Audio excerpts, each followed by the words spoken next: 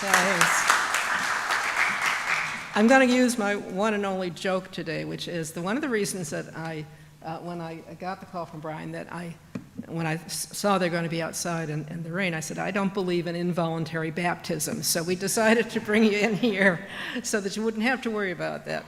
This church is very much a product of people taking risks.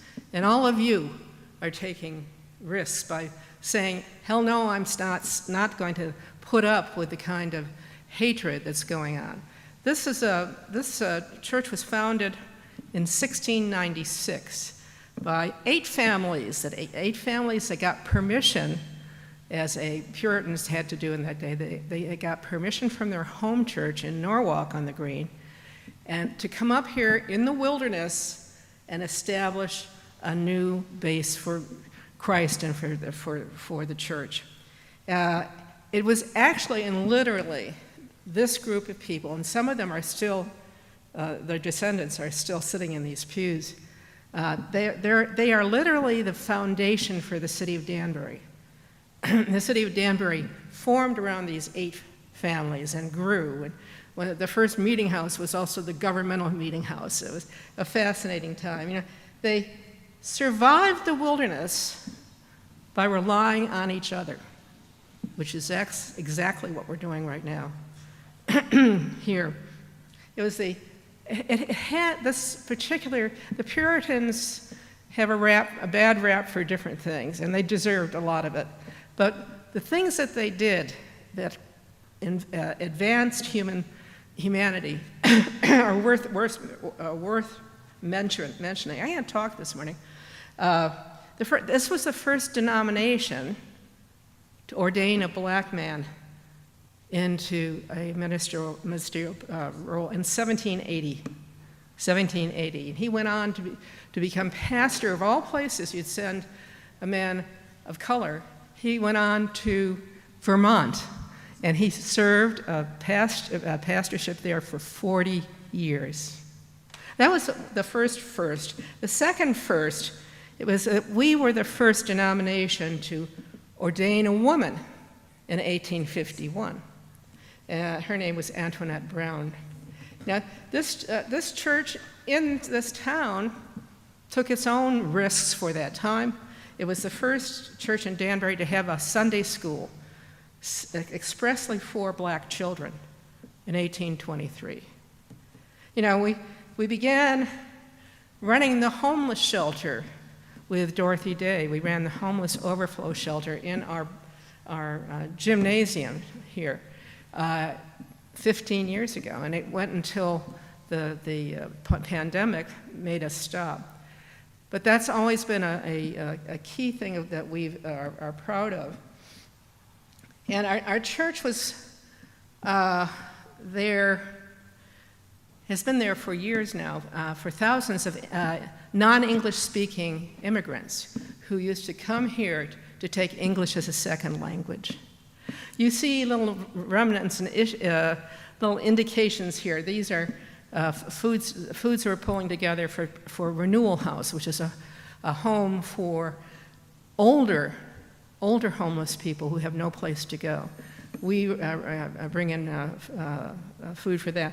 And you probably saw a cooler out front as you came in. That's a program that Greg got going that surprised us all. In that big heat period we had this summer, it was so brutal. And he said, well, why don't we put a cooler out front with an ice chest and put in bottled water? And it caught on like you would not believe. If you give something to the public that they can support and get behind, we had people coming, and still do, with crates of water. And we have restaurants in the area that are bringing us the ice every day. Now it's cooling off, and we'll probably be terminating it, but that's just an idea that when someone sees the truth, they're willing to sign on for it.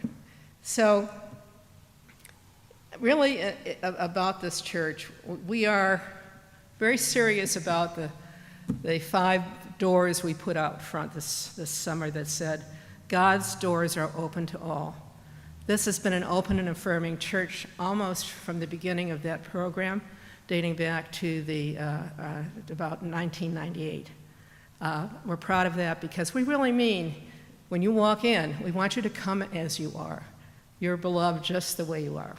So thank you. I'm glad we could have you here today and help in any way with this wonderful program. So thank you.